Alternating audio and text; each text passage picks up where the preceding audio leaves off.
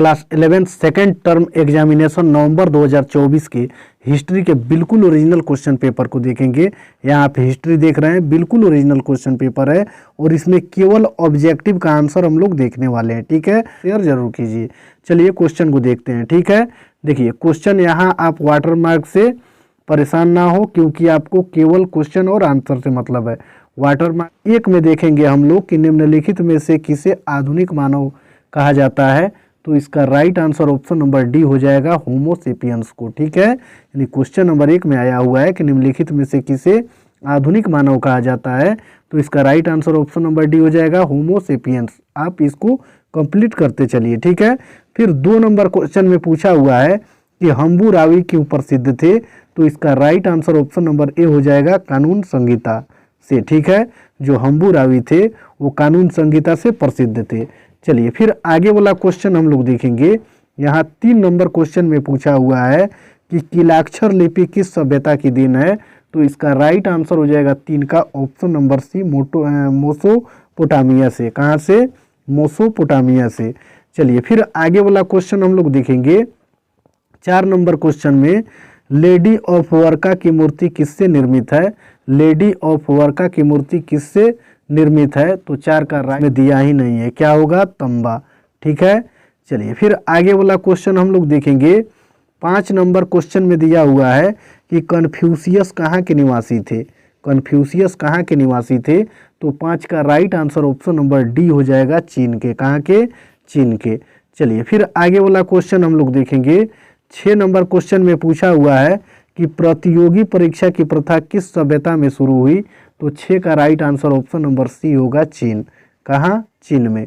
चलिए फिर आगे वाला क्वेश्चन हम लोग देखेंगे। 7 नंबर क्वेश्चन में दिया हुआ है कि झूलते बाघ किस सभ्यता की देन है, झूलते बाघ किस सभ्यता की देन है, तो 7 का right answer option number B हो जाएगा, बेबीलोनिया। कहाँ? बेबीलोनिया का। ठीक है, चलिए फिर 8 नंबर क्वेश्चन को हम लोग देखेंगे। इसमें दिया हुआ है कि अरस्तु कौन थे, तो इसका राइट आंसर हो जाएगा ऑप्शन नंबर सी, दार्शनिक यानी फिलोसफर थे। ठीक है, चलिए फिर 9 नंबर क्वेश्चन को हम लोग देखेंगे। 9 नंबर क्वेश्चन में दिया हुआ है कि जुलाई का महीना किस शासक के नाम पर रखा गया था, तो इसका राइट आंसर हो जाएगा 9 का ऑप्शन नंबर ए, सीजर के नाम पर। किसके? सीजर के नाम पर। चलिए फिर 10 नंबर क्वेश्चन को हम लोग देखेंगे। इसमें दिया हुआ है 10 नंबर में प्लेटो ने कौन सी पुस्तक लिखी थी, तो 10 का right answer option number A हो जाएगा, द रिपब्लिक। प्लेटो के द्वारा लिखी गई पुस्तक द रिपब्लिक थी। चलिए फिर 11 नंबर क्वेश्चन को हम लोग देखेंगे। चीन की महान दीवार का निर्माण किसने करवाया, तो इसका right answer option number C हो जाएगा, चीन शी हुआंग ने। किसने? चीन शी हुआंग ने चीन की महान दीवार का निर्माण करवाया था। ठीक है, चलिए फिर आगे वाला क्वेश्चन हम लोग देखेंगे। देखिए यहाँ 12 नंबर क्वेश्चन में दिया हुआ है कि मंगोल साम्राज्य का संस्थापक कौन था, तो 12 का right answer option number C हो जाएगा, चंगेज खां। मंगोल साम्राज्य का जो संस्थापक था उसका नाम क्या था? चंगेज खां था, जो ऑप्शन नंबर सी में दिया हुआ है। चलिए फिर 13 नंबर क्वेश्चन को हम लोग देखेंगे। लताई क्या था, इसमें कुरी लताई दिया हुआ है, क्या था, तो 13 का right answer option number C हो जाएगा, मंगोल सरदारों की एक सभा। यानी जो कुरी लताई था वो मंगोल सरदारों की एक सभा थी और ये ऑप्शन नंबर सी में दिया हुआ है। ठीक है, चलिए फिर आगे वाला 14 नंबर क्वेश्चन को देखेंगे। इसमें दिया हुआ है कि सुनहरा गिरोह का गठन किसने किया, तो 14 का right answer option number D हो जाएगा, जोची। ठीक है, किसने किया? जोची ने। चलिए फिर 15 नंबर क्वेश्चन को देखेंगे। गुरेगेन अर्थात शाही दामाद किसकी उपाधि थी, तो इसका राइट आंसर 15 का हो जाएगा, ऑप्शन नंबर बी, तैमूर। किसकी? तैमूर की। चलिए फिर आगे वाला 16 नंबर क्वेश्चन को देखेंगे। देखिए 16 नंबर क्वेश्चन में दिया हुआ है कि मार्को पोलो चीन में किसके दरबार में गया था, तो इसका राइट आंसर हो जाएगा 16 का option number A, Kublai Khan के। जो मार्को पोलो था वो चीन के किसके दरबार में गया, तो कुबलाई खान के दरबार में गया। ठीक है, चलिए फिर 17 नंबर क्वेश्चन को देखेंगे। हेरोडोटस कौन थे, तो इसका राइट आंसर हो जाएगा ऑप्शन नंबर बी, इतिहासकार थे। जो हेरोडोटस थे वो इतिहासकार थे। ठीक है, जो ऑप्शन नंबर बी में दिया हुआ है। चलिए फिर आगे वाला राज्य के पतन का कारण क्या था, तो 18 का right answer option number C हो जाएगा, बाह्य आक्रमण। क्या हो जाएगा? बाह्य आक्रमण। यानी असीरिया के साम्राज्य का जो पतन का कारण था वो बाह्य आक्रमण था और ये ऑप्शन नंबर सी में दिया हुआ है। चलिए फिर आगे वाला 19 नंबर क्वेश्चन को देखेंगे, रोमन चर्च का प्रधान कौन था? रोमन चर्च का प्रधान कौन था? तो 19 का right answer option number B हो जाएगा, पोप। कौन था? पोप था। ठीक है, चलिए फिर आगे वाला क्वेश्चन हम लोग देखेंगे।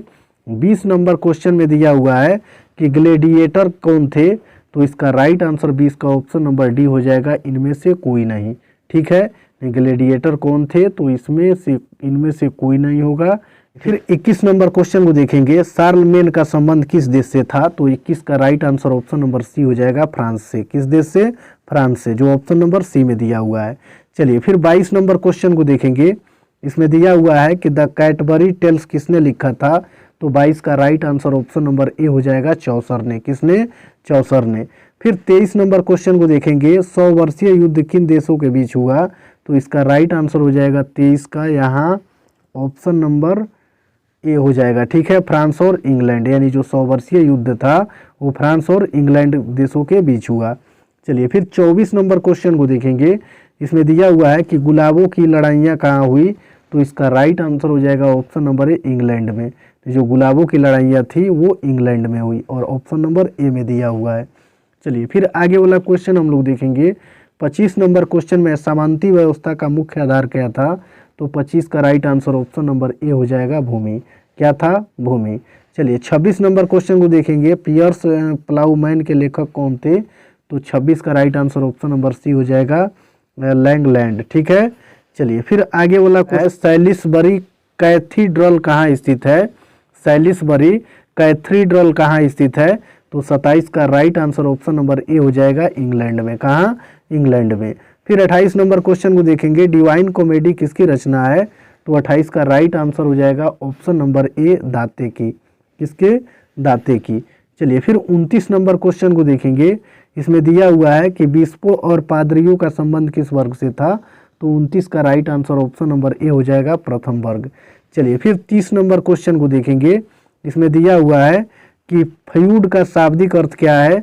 तो 30 का राइट आंसर हो जाएगा ऑप्शन नंबर बी, भूमि का टुकड़ा।